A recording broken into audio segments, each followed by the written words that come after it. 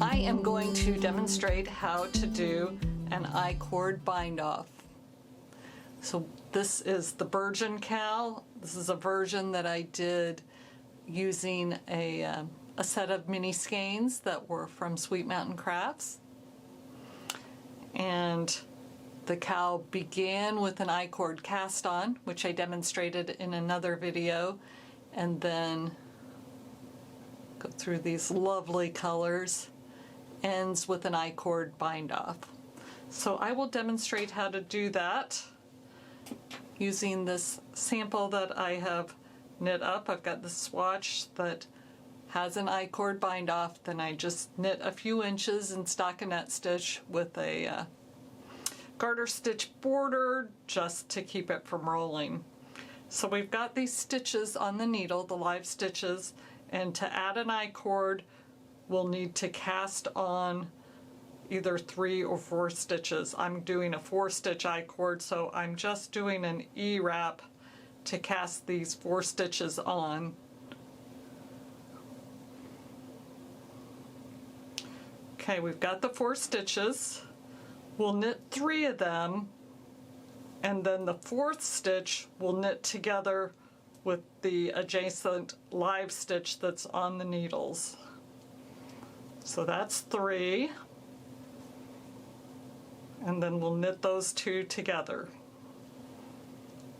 Once those are knit, we put them all back on the left-hand needle.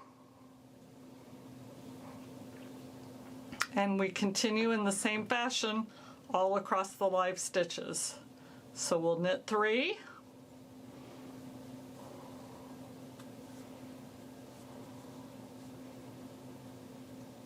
Knit 2 together. Transfer back to the left needle.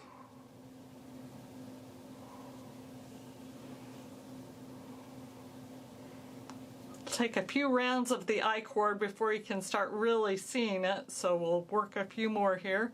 Knit 3, knit the last stitch together with the adjacent live stitch on the left-hand needle.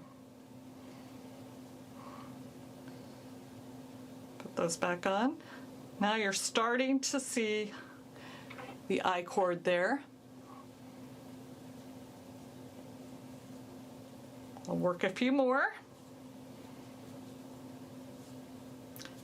Knit 3, knit 2 together with the last stitch of the I-cord and the adjacent stitch on the knitting.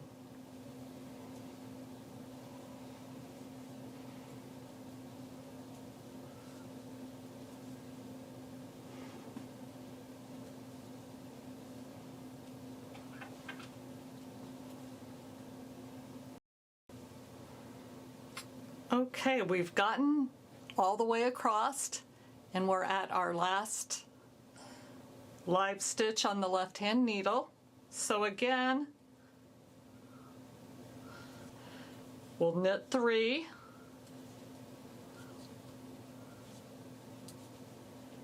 and then knit 2 together so the I-cord is fully joined with the live knitting.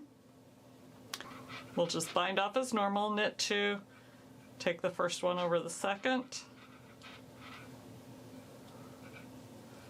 continue until we just have the 1 loop left, and then we cut our yarn and feed it through. Thank you so much for watching this quick tutorial on how to do an I-cord bind off. Bye!